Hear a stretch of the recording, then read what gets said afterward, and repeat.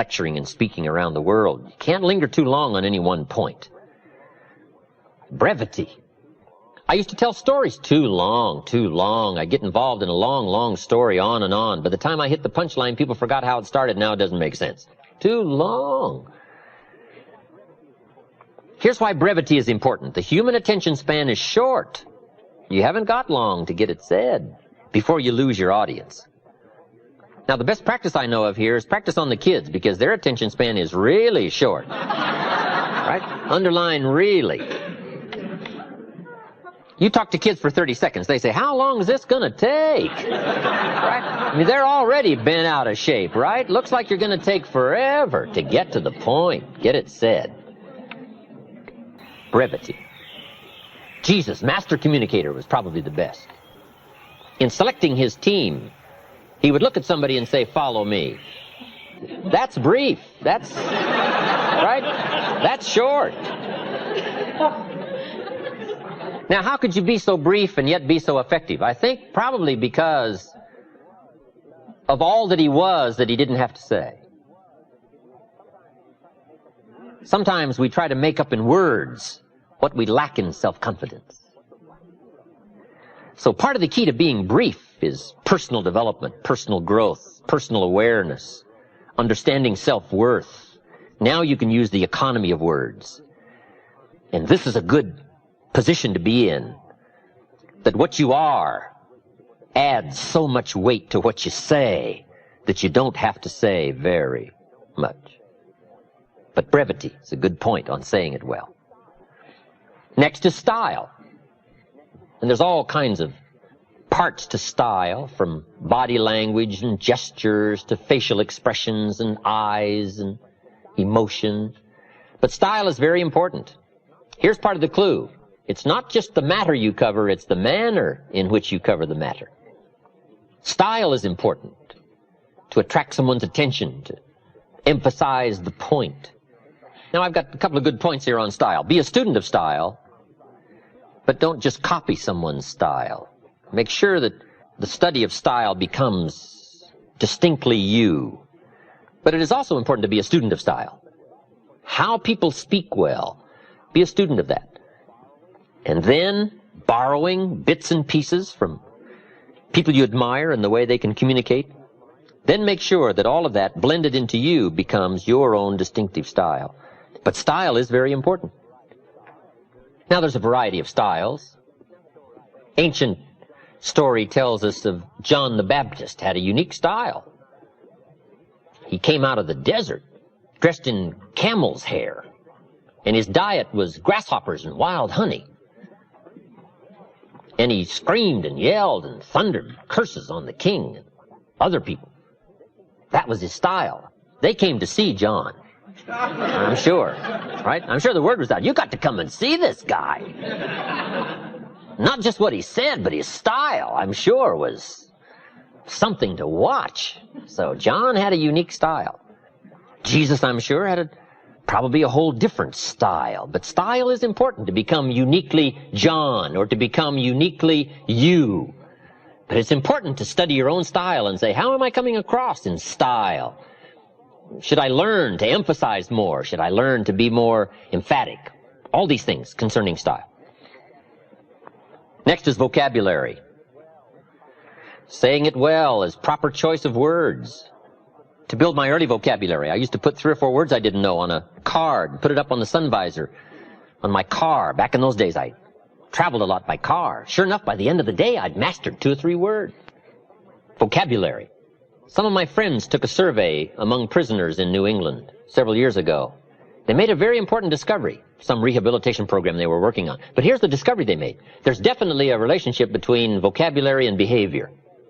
The more limited the vocabulary, the more tendency to poor behavior. Isn't that amazing? That vocabulary would affect behavior? Now, if you think about it for a while, it makes sense. Here's why. Vocabulary is a way of seeing. One reason for vocabulary is to interpret what we see, to interpret what we hear. The vocabulary of the mind grapples with the words and the images that come to our mind. Now, if you've got a poor set of words and skills and tools with which to interpret, you can imagine the errors and the mistakes you'll make in judgment. And since vocabulary is a way of seeing, if you can't see well, you can imagine the errors you can make and how they compound as life unfolds. We do two things with vocabulary. We interpret and we express. The words we have are the only words available to us. The words we know are the only tools available to us to, number one, interpret what's going on, to interpret what's being said, and to express your heart and your mind. Now, if you can't interpret well, and if you can't express well, you can imagine what a deterrent that is to the good life, and the extra treasures, the extra feelings, awareness, riches, power, influence. So it's very important to have a good vocabulary. So I would ask you, one of the most important books in your library should be the dictionary. Just go through the dictionary. The words are fascinating, their origin and where they came from. Vocabulary. Now here's the last part on saying it well. Don't forget to say it. Practice the art every chance you get. Try to say it well. It's easy to be lazy in language all day and not practice the gift and the art.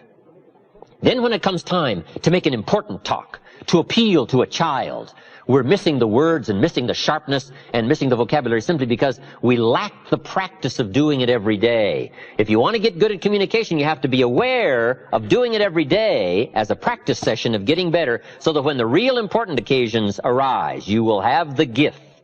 And you'll have the style, you'll have the sharpness and the clarity and the substance and the emotion. I have a key phrase for you. Actions are no substitute for words. Don't fail to say it. Now, we've heard the old expression, words are no substitute for action. That's true. Talk, talk, talk, never act. That's not good. But this also isn't good. Act, act, act, and never talk. We must be gifted with words if we want the full treasure of life. So practice every occasion you get. It's okay to send somebody flowers, but don't let flowers do all your talking. Here's why. Flowers have a limited vocabulary. About the best flowers can say is, you remembered. That's about the best. Or, you care. That's about all. Flowers don't say, you do incredible things to me. Nobody in this world affects me like you do. Now, see, flowers talk, but they don't say that. That you got to add in the card.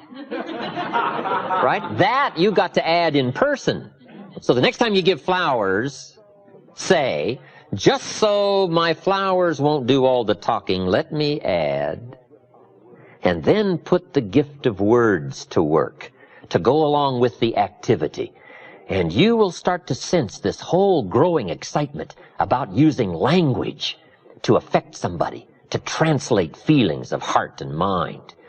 And the response you're going to get and the results you're going to get starts growing in measurable quantities. I'm just asking you to take the extra time to engage in these arts and practices. The gift of language, communications, affecting people with words.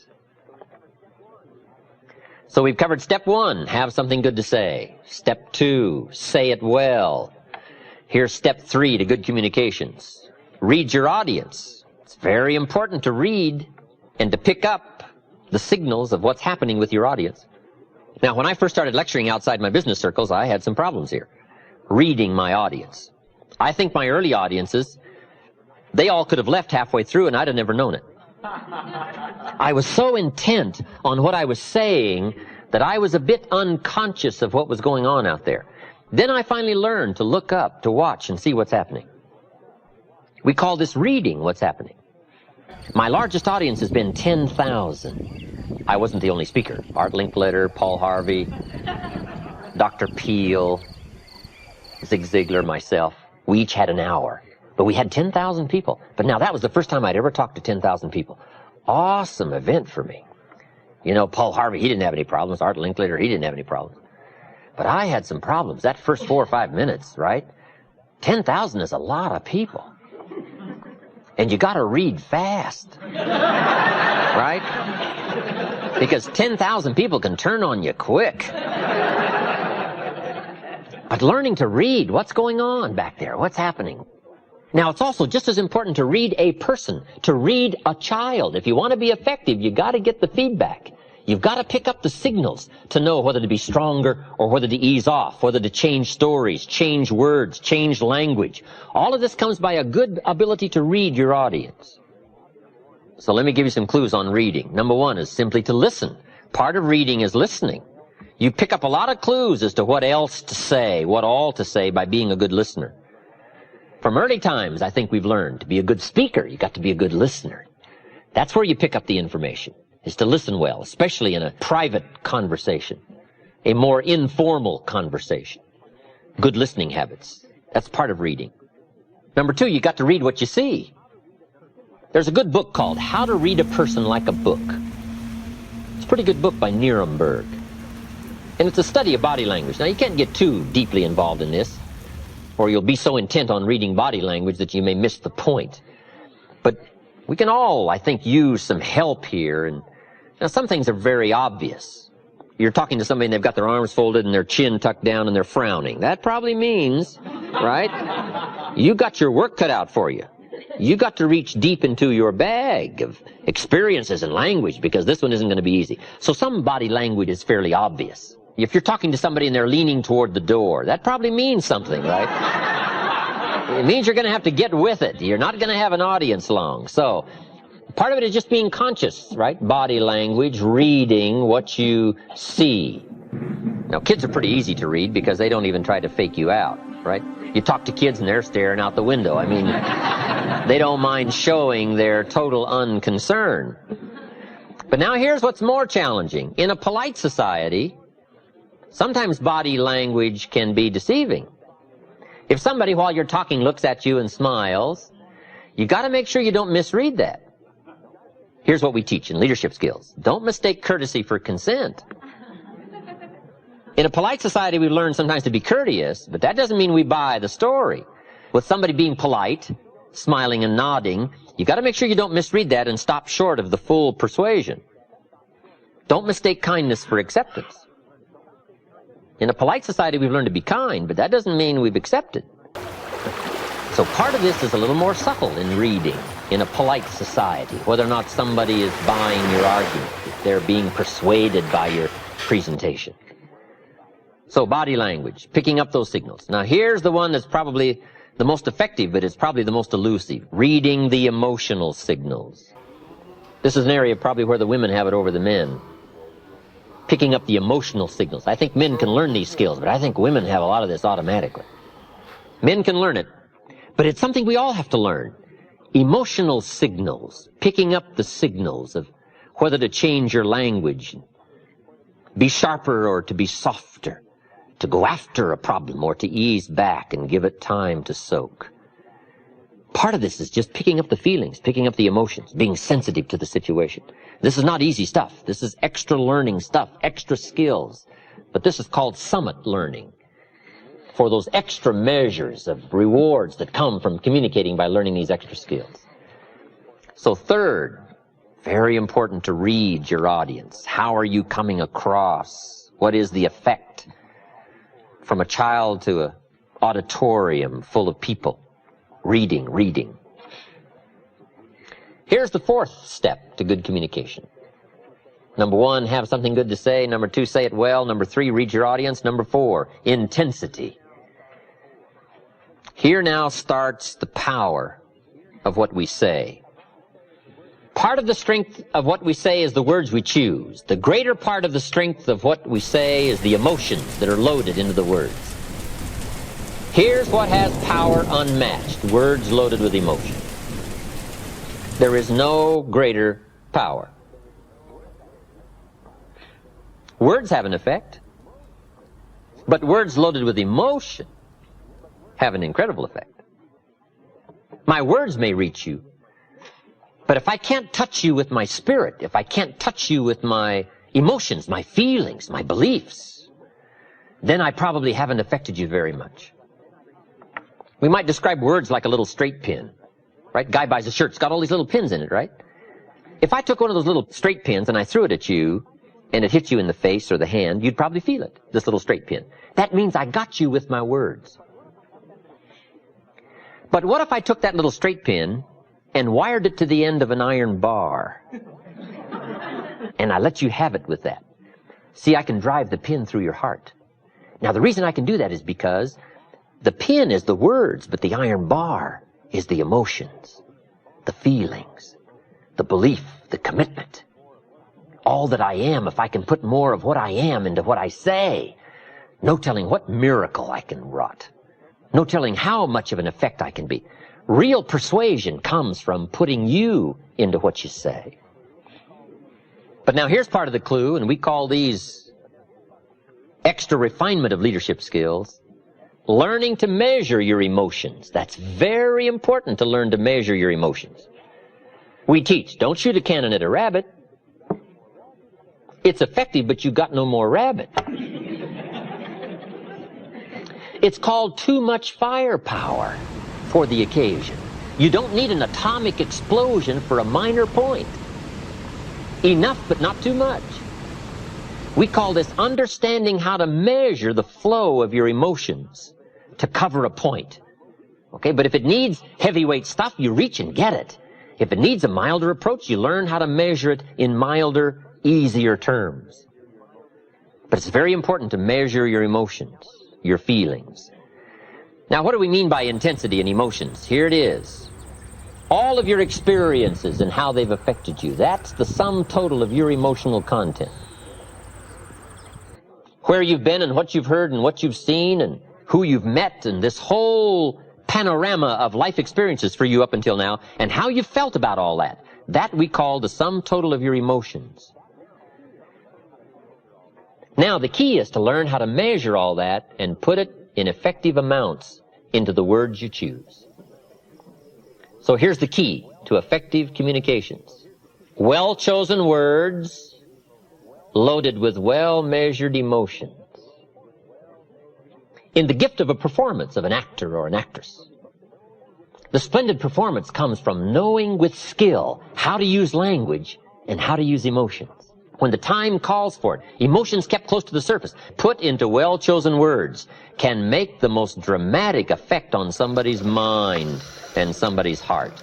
You can't believe the extent of your reach if you will engage in some of these communication skills.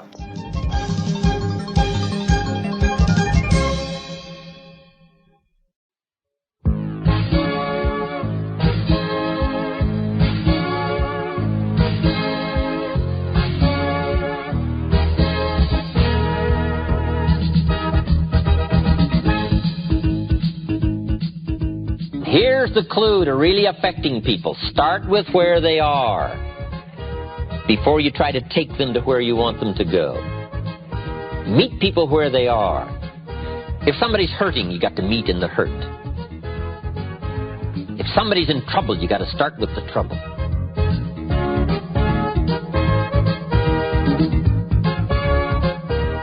Here's some more pieces to the communication challenge. Number one, identification. Learning to identify. This is a real challenge. Now, it's not too difficult if somebody's like you. The real challenge is to identify with somebody who's not like you. In a wider range of teaching all of this, here's the reaction you want from identification. Me too. You just want the reaction for somebody to say, me too. I understand what that's like. I've been there. So part of it is trying to translate your experiences into words so that someone will identify with it and say, me too. Here's the reaction you don't want. So what? Now, it's easy if you're not careful to load your presentation with a lot of so whats. Mr. Schoaf, who only went to the 8th grade in school, but he gave me the classic point to ponder here when I was 25 years old. And it was put in such simple terms, I've never forgotten it. Let me put it in those same terms for you. Here's what he said. Learn to express, not impress. That was so helpful for me, because it's easy to engage in language just designed to impress instead of express. But Schoaf said if you want to touch somebody, learn to express. Sincerity from the heart, not impress. Impress builds a gulf. Express builds a bridge. Identification. This is a whole wide subject in itself. The identification question is, what will make me real to my audience? What will make me real to the child? Identification is building a bridge.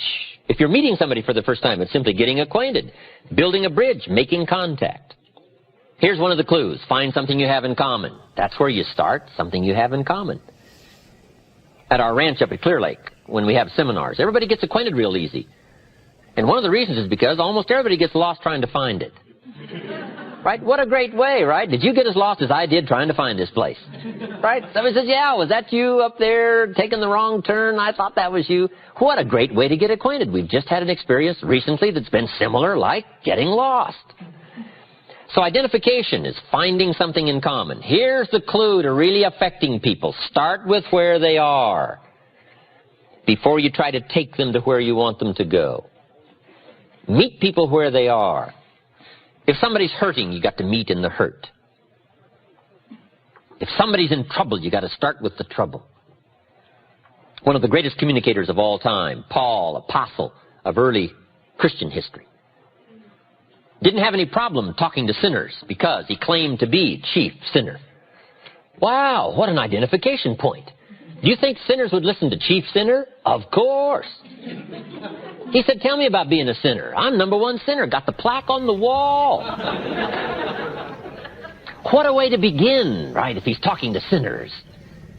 The key is to start where somebody is. If they're in trouble, you got to start with trouble. You can't talk success if somebody's in trouble. You got to start, first of all, talking trouble. Now, if you've never been in trouble, you got a problem. So, I suggest here that you get in a little trouble. So you know how to talk trouble. Right? Get arrested for something.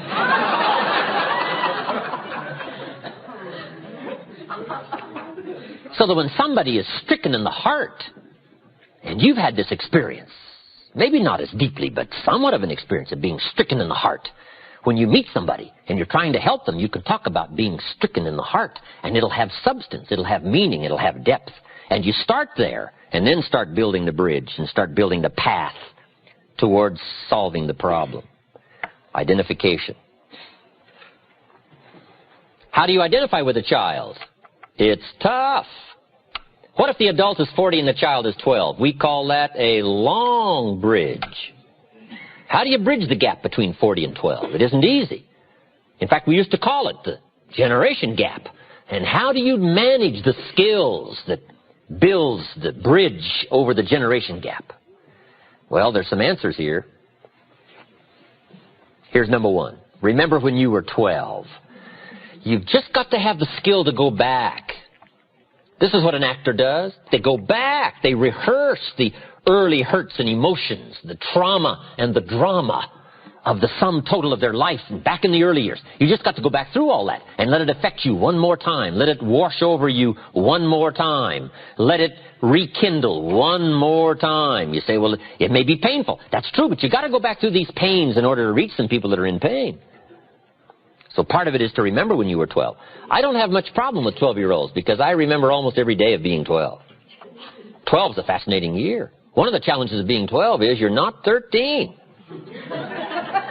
If I heard it once, I heard it 100 times when I was 12. You're only 12. As if that was some awful place to be. Right? The teenagers would say, of course you can't go. You're only 12. I thought, wow. I can't wait to be rid of 12 and become a teenager.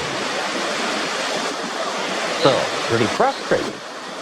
You just got to go back and remember that. If you want to reach somebody 12, you just got to remember 12. Did you ever get chosen last when you were a kid? That's an awesome experience. They're choosing up sides. I'll take you, I'll take you, I'll take you. And then you're last and you're standing there. And the next leader says, well, I guess I'll have to take you. Right? Wow, what an awesome experience. But you just got to go back and relive that. Let it smite you one more time. Let it hit you and let it hurt you. Because, see, to really affect people, you got to be moved. And you've got to be touched. And without moving and touching of life experiences, whatever emotion it calls for, there are some people you can't reach.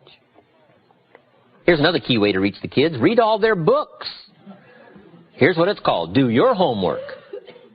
Lack of homework shows in the marketplace. Lack of homework shows at home. See, if a child has read this book, and I read the book, one of the great places we can meet is in the book. I say to the child, remember the story where right away they're going to be impressed that I've done my homework. And the kid says, did you read that book? I said, yes, I read all those books. They say, wow. And I say, remember the story where? Yeah, I remember that story. I said, well, that's about like now. Not exactly, but it's pretty close. And the child says, oh, I see. Now they can see because we went back to the common seeing that was in the book. But if you miss the book and don't do your homework, I'm telling you, you'll miss a chance to identify. Here's the big challenge, identifying with somebody who's not like you in color or religion or circumstance. How do the successful reach and touch somebody who isn't successful? Well, first of all, they've got to talk about their struggle, not their success. Let me give you the clue to good identification. Your struggle will more often identify than your success. If you've got an hour to talk and you spend 59 minutes on your success story, we call that building a gulf, not a bridge. You've got to spend most of the time on your struggle, most of the time on your fears, most of the time on your apprehensions. Most of the time you hesitated. Most of the time you were about to give it up. You've got to spend some time on that. That's called identification and building a bridge. Then take them by the hand and then show them your success when it has meaning because it came from struggle, it came from decision, and it came maybe from heartbreak, and it came maybe from the same position the person finds themselves in that you're talking to. Identification. What makes you real? That's so important. Part of identification is proper word choice. Jesus said to his disciples one day, today I'm going to teach you how to fish. What an important choice of words, fish. Who is he talking to? Fishermen. We call that brilliant. He didn't say, I'm going to teach you how to recruit. No, what do they know from recruit? These fishermen don't know recruit. And if you keep insisting on saying recruit to fishermen, we call you naive. You got to change your vocabulary. He said, I now wish to teach you how to become fishermen. Now, see, they understood that language. He said winning people is a lot like fishing. Now, see, they understood that story. If it's like fishing, we can figure it out. Here's the next clue to identification. Beware of using inside lingo on the outside world. Sometimes inside, some little catchy phrases become comfortable, but outside they become strange. The man said to me, we've got to get into the Word. We've got to spend more time in the Word. I thought, how small would you have to be?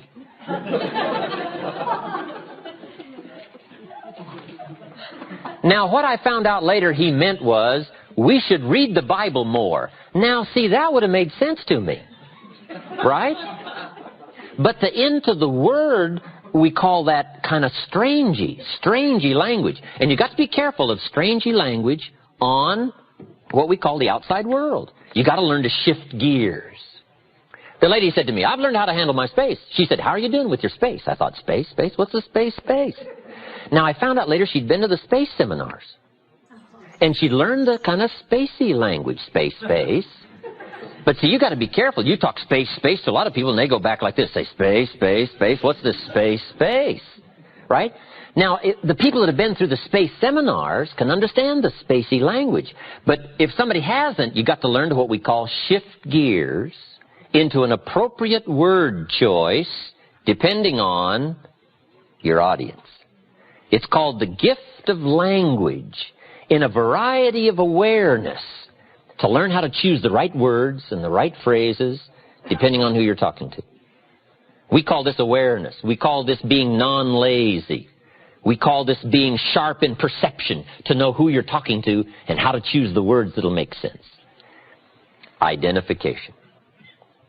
You've got to identify with the sorrow by recalling your own sorrow. Identify with the joy by recalling your own joy.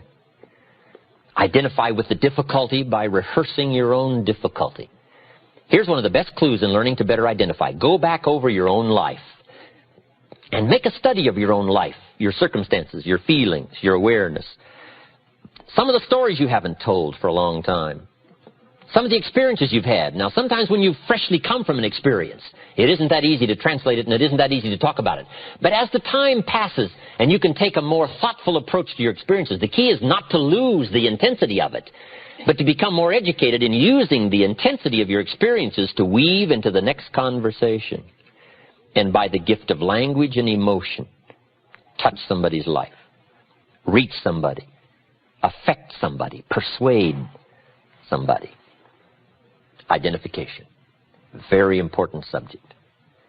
Here's the next part of a good presentation. It's what we call logic and reason.